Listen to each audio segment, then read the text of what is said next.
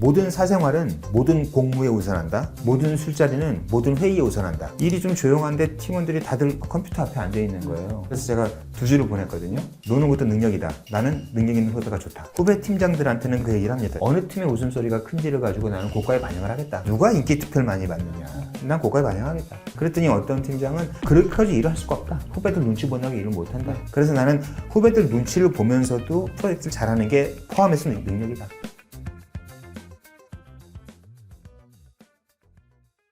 조직 문화랑 모든 게 다 엮여 있지 않습니까? 제가 제일 궁금했던 게 어제 뭐 했어? 라고 이제 물어보시면 모든 질문에 아마 후배들은 다 의도를 막 계산하게 되거든요.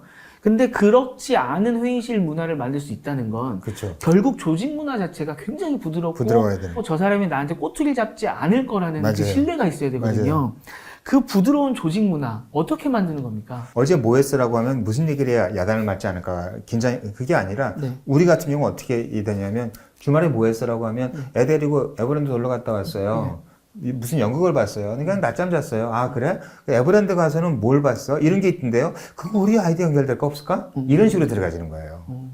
그리고 뭐 연극을 봤다 그러면 연극에서는 뭐 시사점 같은 건 혹시 있었어? 이렇게 물어볼 수 있는 거고요. 그 긴장의 강도를 낮춰놔야 되는 거예요. 네. 아무 얘기나 다 할 수 있다고 해야 되는 거고 그리고 나의 노동은 있어야 되는 거죠. 모든 나오는 단어들을 다 내가 지금 해결하려는 쪽으로 연결하려고 하는 근데 이거는 그렇게 어렵지 않거든요. 네. 그러니까 나도 모르게 내가 이걸 해결해야 된다고 생각하면 모든 게 그 해결책을 향해서 줄을 쫙 서거든요. 이미 좀 내재가 돼 있는 내재가 거죠. 돼 있는 거죠. 그걸 믿고 무의식을 믿고 얘기를 들어가는 거죠.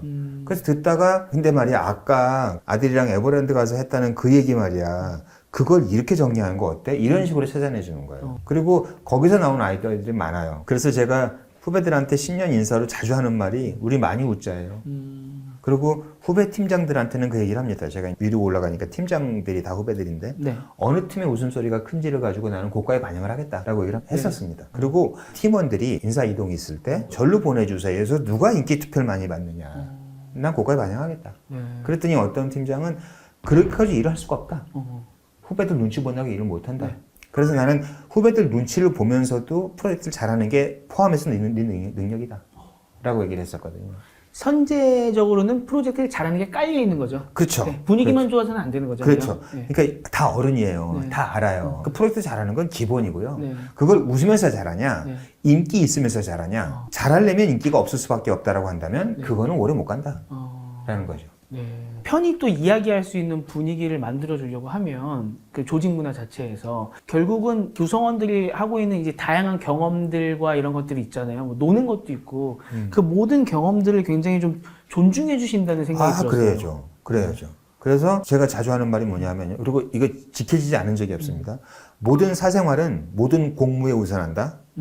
모든 술자리는 모든 회의에 우선한다. 이거는 전 지킵니다. 그리고 저는 워라밸 얘기하면 어디 일 주제에 라이프랑 레벨을 맞추려고 그래. 일은 복종하는 거지 내 삶에예요. 그리고 후배들이 휴가를 내면 네 권리야 이거는. 저희 회사는 4년마다 한 번씩 한 달 유급 휴가를 줘요. 리프레시를 줘요. 그럼 한 달 한 팀원이 비는 거예요. 네. 그게 만약에 키맨이다. 20년 차다. 그러면 충격 크죠. 그쵸. 그런 후배가 있었어요. 그 친구는 신입사원이었을 때인데 이제 자기가 오래전에 잡은 뭐 열흘짜리 휴가 계획이 있는데 그 휴가 기간 동안에 경쟁 프레젠테이션이 들어온 거예요. 그러니까 이 친구가 예약을 안 했으니까 그냥 다 미룰 수 있다 하길래 내가 뭐라고 그랬냐면 나 모독하는 거다 너 지금. 팀장이 한 팀원의 휴가도 못 갈 정도로 팀을 관리하고 있다고 생각하니 네가 나를 야 나 그렇지 않아 가 라고 한 거죠. 그리고 이제 후배한테 그 얘기 절대 전화하지 마. 뭐 물어보지 마. 그건 다 해요. 그래서 그게 이제 문화로 된 거죠. 그래서 그 사람들의 그 사생활 보장해 주고요. 그리고 아까 얘기한 것처럼 술자리 있으면 회의 접고 내가 그 얘기도 자주 합니다. 저녁 회식이 있는데 누가 예를 들어서 6시에 만나기로 했는데 아 일이 많아서 7시에 왔어요 라고 하면 그거밖에 일을 못하니 너? 아니 6시까지 일 못 맞춰 그거? 너 몇 년 차인데 그걸 못 맞추고 있어? 그 정도 일머리가 안 나와? 아니, 그러니까 이렇게 세게 얘기하진 않는데 그런 식으로 이제 사생활은 잡아주려고 하고 제가 팀장일 때는 회사는 됐고 회사에서는 싫어하겠지만 가끔 그런 거 합니다. 일이 바쁘지 않을 때 목요일 날 이런 날 우리 점심 먹으러 좀 멀리 가자. 그러고서는 11시에 나가자. 그런 거죠. 나가서 청량리로 가요. 그래서 기차를 타고 춘천으로 가요. 아, 진짜 멀리 가시네요. 춘천 가서 자전거를 타요. 어. 그리고 닭갈비를 먹고 9시 기차 타고 올라와요. 어. 이런 식으로 시간을 빼주는. 그러니까 회사가 재밌고 네. 그리고 좋은 거죠. 어. 이렇게 나가도 돼요? 내가 알아서 할게 괜찮아 라고 하는 거죠. 그리고 일이 없이 앉아 있어요. 그러면 내가 메일 보냈어요. 제 후배가 쓴 책에 나온 건데 네. 일이 좀 조용한데 팀원들이 다들 컴퓨터 앞에 앉아 있는 거예요. 나가서 놀았으면 좋겠는데. 그래서 제가 2줄을 보냈거든요. 노는 것도 능력이다. 나는 능력 있는 후배가 좋다. 보냈어요. 오. 그랬더니 누구는 연극 보러 가고 네. 누구는 뭐 가고 이런 걸 다 풀어놓는 거죠. 그 경험이 결국 나중에 다시 돌아오잖아요. 그렇죠. 이게 이제 아까 얘기한 부드럽게 만드는 거고 네. 웃음 많이 주는 것 어떻게 하면 신뢰가 형성될 수 있느냐 그렇게 해놓으니까 내가 급하다고 얘기를 하면 진짜 급한 거예요. 가능한 한 6시 이후에는 일정 안 잡아요. 물론 어쩔 수 없이 편집이 잡히거나 이 촬영이 잡히면 어쩔 수 없지만 이것도 저는 일머리라고 보거든요. 아침에 제가 바쁠 때 출근하면 뭘 먼저 하냐면 네. 오늘 해야 될 일 리스트를 뽑아요. 그 다음에 4시 이전에 끝내야 될 일, 2시 이전에 내려가야 될 오더들이 있어요. 4시에 오더가 내려가면 야근이거든요. 그러니까 아침에 얘기를 하고 그리고 어떨 때 너무 바쁠 땐 시간을 정해줘요 내가. 이 카피 2시간 이상 쓰지 말아. 거기까지 가지고 와. 하루 종일 쓰고 있으면 안 되니까. 네. 그래서 퇴근 시간 되면 다 퇴근을 하게 하고요. 주말 근무 안 하려고 노력을 해요. 근데 하게 되는 일이 생기죠. 생기면 어떻게 하냐면 내가 토요일 날 일을 해야 될지를 금요일 날 판단하면 안 되거든요. 네. 그러니까 내가 판단할 수 있는 가장 빠른 시간을 잡아요. 화요일 날 내 느낌에 토요일 날 나와야 될 수도 있어. 그러면 얘기를 해요. 네. 높은 확률로 이번 토요일 날은 나와야 될 것 같다. 근데 미리 선약이 있는 사람은 안 나와도 된다. 아직까지 약속이 없는 사람은 10시부터 2시까지 일단 한번 생각을 해두자. 그랬다가 금요일 날 아예 없어도 돼. 라고 할 수 있죠. 네.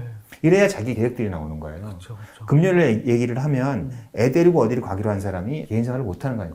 이런 게 확보가 되지 않으면 직장에서 행복도 올라가지 않고요. 자발성은 확보가 되지 않아요. 근데 팀장이 저런 배려를 해주고 있어. 우리 팀은 이렇게 돌아가라는 게 있으면 야근을 하자고 하면 흔쾌히 나오고요. 그죠. 그리고 자발성이 확보가 되는 거죠. 저 사람이 저렇게 얘기할 정도면 그렇죠. 이렇게 해야 되죠. 그러니까 대부분의 많은 경우는 후배들이 우리 나와야 되는 거 아니에요? 네. 라는 얘기가 더 많아요. 네. 제가 진짜 게으르거든요. 그래서 난 다 일하기 싫은데.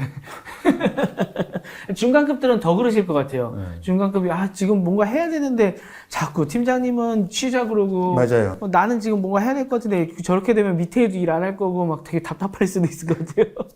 어떻게 보면은 세대 갈등 같은 경우도 이렇게 풀면은 좀 잘 풀리겠군요. 그럴 것 같아요.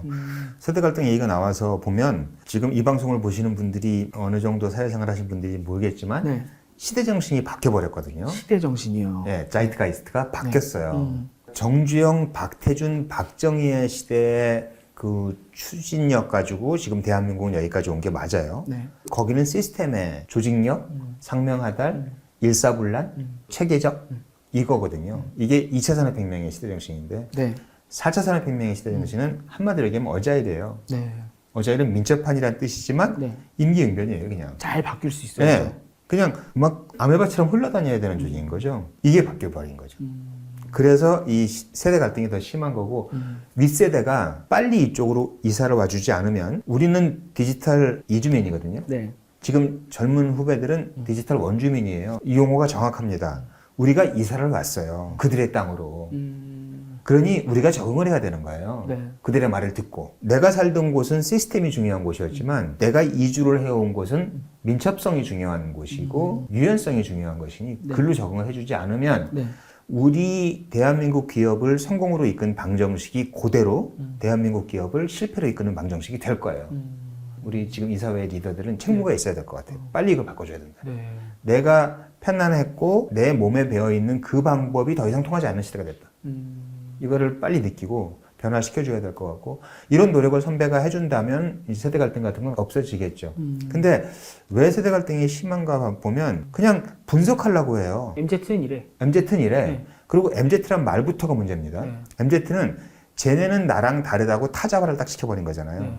너는 M이라며, 너는 Z라며. 사실 인간이라는 것은 그렇게 분리되지 않아요. M이라는 사람도 전혀 M스럽지 않은 사람이 있고요. Z라는 사람도 매우 X스러운 사람도 있어요. 근데 이거를 편리하게 뭉뚱그려가지고 몇 개의 단어라는 그물로 그들이 생각이라는 물을 잡겠다고 그게 MZ예요. 잡힙니까? 거의 뭐 혈액형 나누듯이 그렇게 맞아요. 하는 거 아닙니까? 맞아요. 그렇게 타자화시키는 어리석음을 범하고 있는 거죠.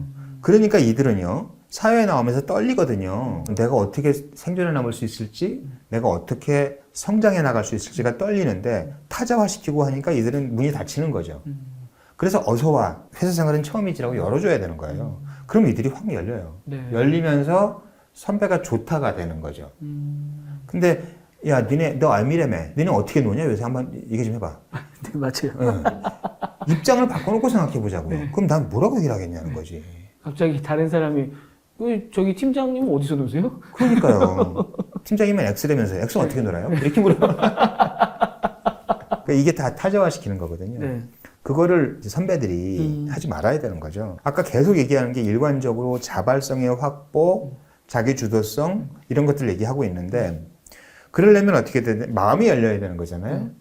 선배로서 좋아야 되는 거예요. 네, 네. 저 선배는 나를 분석하려고 하고 저 선배는 나한테 너네는 욜로래며 너네는 파이어족이래며 니네는 뭐 워라벨이 다래며 네. 왜 욜로인지 왜 파이어족인지 왜 워라벨인지를 이해하려고 노력하면 이해 안 되는 게 없어요. 네, 네. 아까 우리가 대화의 시작에 인문 얘기가 나왔죠. 네. 그리고 사람들의 마음의 움직임 얘기했죠. 똑같습니다. 소비자의 마음의 움직임을 히치코크는 영화 관객의 마음의 움직임을 했다면 우리는 후배들 마음의 움직임을 봐줘야 되는 거예요. 어떻게 해야 이들이 자발성이 확보가 되고 신나서 일할 수 있을까? 그들보다 우리가 오래 살았잖아요. 네. 우리는 신입을 경험했잖아요. 네. 이들은 부장을 경험 못했지만 누가 그걸 알아봐줘야 돼요. 그러니까 우리가 신입이라면 이럴 것 같아라고 추측도 하고 감정이입도 하면서 이러면 진짜 싫어할 것 같은데 그리고 이렇게 말하면 와 요즘 애들 말로 개멋있어 이런 말이 어떻게 나올 수 있느냐는 거죠. 그 말이 뭐냐 하면 너 휴가 간다고 일 못하면 내가 무슨 팀장이니. 솔직히 난 그건 멋있어 보이려고 한 말이에요. 네. 그렇게 하면 우리 팀장은 멋있는 사람이다가 될 거 아니겠어요. 그리고 어느 날 갑자기 목요일 날 야 우리 긴 점심 먹자.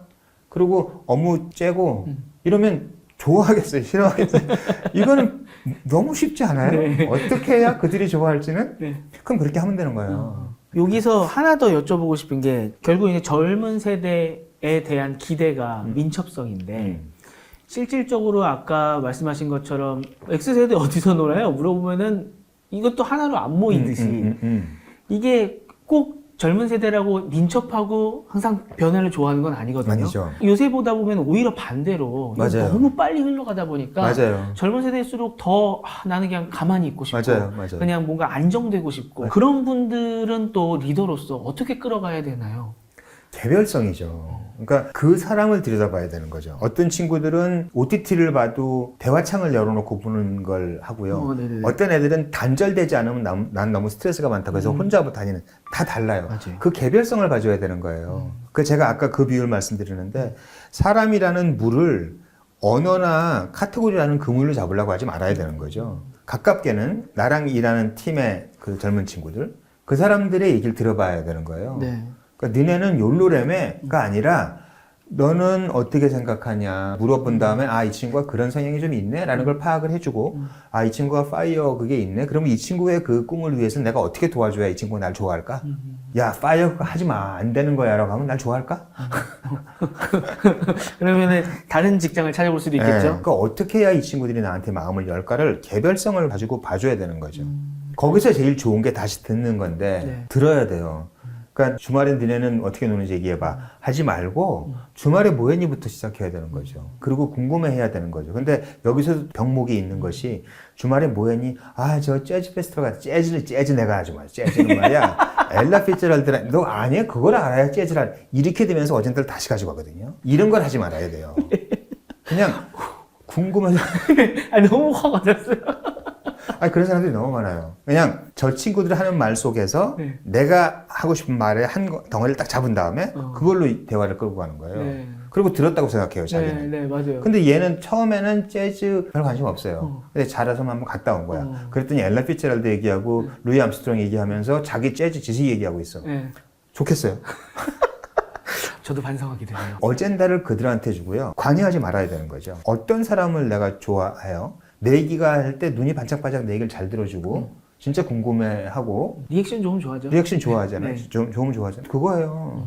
그러니까 나는 재미가 없어요. 재즈는 좋아하는데 예를 들어서 나는 차는 몰라. 근데 얘는 차를 좋아한대. 그래서 무슨 뭘 람보르기니가 어쩌고 뭐 엔진이 어쩐지 막 얘기를 해요. 그러면 아유 차 얘기 그만하고 다른 거 없냐 하지 말고 그래? 그러면 너는 타봤어? 느낌이 어때?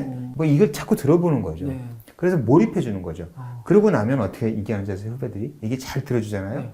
되게 재밌는 말을 들었어요. 여자 후배들 2-3명이랑 저녁을 먹고서 이제 헤어지는데 아 힐링이었어요 라고 그 뭐가 힐링이었더니 얘기를 잘 들어줘서 자기네가 얘기를 신나게 해서 재밌었다는 거예요. 힐링이 됐다는 거예요. 그래서 내가 아니 다들 들어주잖아 그랬더니 안 들어준대요. 듣다가 다른 얘기로 빠지거나 아까 얘기한 것처럼 또 자기 얘기로 가거나 그리고 상하관계가 있다 보니까 어쩔 수 없이 아랫분들은 분위기를 맞춰주거든요. 그쵸. 팀장이 얘기하는데 하품하지 못하잖아요. 친구가 얘기할 때는 하품을 해요. 그리고 친구가 얘기하기 마음에 안 들면 재미없어 하거든요. 그렇죠. 근데 전문님 얘기하고 있는데 재미없어요. 못 하거든요. 네. 그리고 리액션을 잘 해주잖아요. 네. 여기 착각하면 안 돼요. 진짜 재밌어서 재밌는 건지 예의를 갖춰주는 건지 이런 건 자기 성찰을 계속 해야죠. 그렇죠. 그렇지 않으면 아 너무들 재밌게 들었어라고 나는 느끼고 그들은 지하철 타고 가면서 아 오늘 또 저라고 느낄 수가 있는 거죠. 여기서 꼭 질문 드리고 싶은 거는 사람인지라 저도 얘기하고 싶지 않습니까? 어떻게 푸세요? 저는 솔직히 말하면 이런 기회가 많잖아요. 예. 저는 마이크를 잡을 기회가 많은 사람이라서 그런 일은 그렇게 많지 않아요. 네. 저 같은 경우는 요새 오히려 선배들을 가끔 일부러 만나요. 저도 후배들을 만나면은 뭐 물론 실제로 많이 하겠지만 들어주려고 하다 보면은 진짜 제가 막 얘기하고 싶을 때 있거든요. 선배 만나서 얘기해요. 그 선배는 아마 다른 선배 만나서 풀겠죠.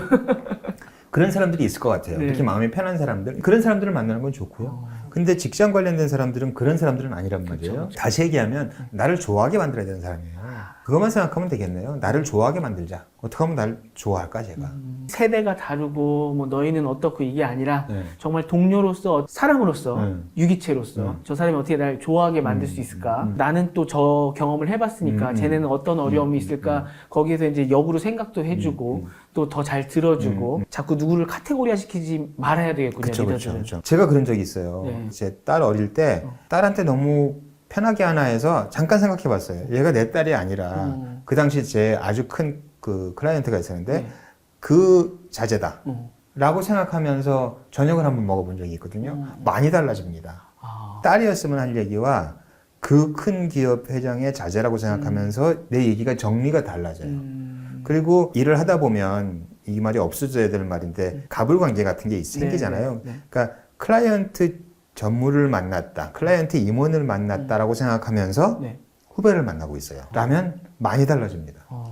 그 경험을 한두 번 해보잖아요. 네. 그걸 이제 몸에 쌓다 보면 조금 늘 수 있어요. 네. 그래서 제가 그 얘기를 책에 쓴 거예요. 갑을 대할 때는 을을 대하듯이 대하고 을을 대할 땐 갑을 대하듯이 대하라. 갑을 대할 때 갑 대하듯이 하면요 엉켜버려요. 물론 예의는 갖춰야 되겠지만 다 옳은 말이라고 생각하면서 네. 듣거나 맞춰주려고만 하고 있으면 B2, B2C를 하는 사람은 B2B에서는 끝이 날 수가 있어요. 근데 나는 B2, B2C거든요. 네. 이 사람이 원해도 C가 원하지 않을 것 같으면 바꿔야 되거든요. 그렇죠. 논쟁이 필요하거든요. 네. 그러니까 이 사람 얘기가 엄청난 힘을 가진 사람이지만 그렇지 않다고 생각하면서 접근을 하고요. 그리고 만약에 내가 이제 외주 활용해서 쓰는 감독님이다. 이 사람은 내 말을 들으려고 하거든요. 그럼 이 사람을 이 위치에 놔보려고 하는 거죠. 그렇게 하면 훨씬 더 이 사람이 모티베이션도 있는 거예요. 저는 모티베이션이라는 단어가 중요하거든요. 네. 감독들을 협업을 하는데 그 감독은 내 일만 하지 않아요. 네. 외주처니까 내 일도 하고 내 경쟁사 일들도 해요. 네 건이 돌아가고 있다고 쳐요. 네. 제 목표는 뭐냐면요.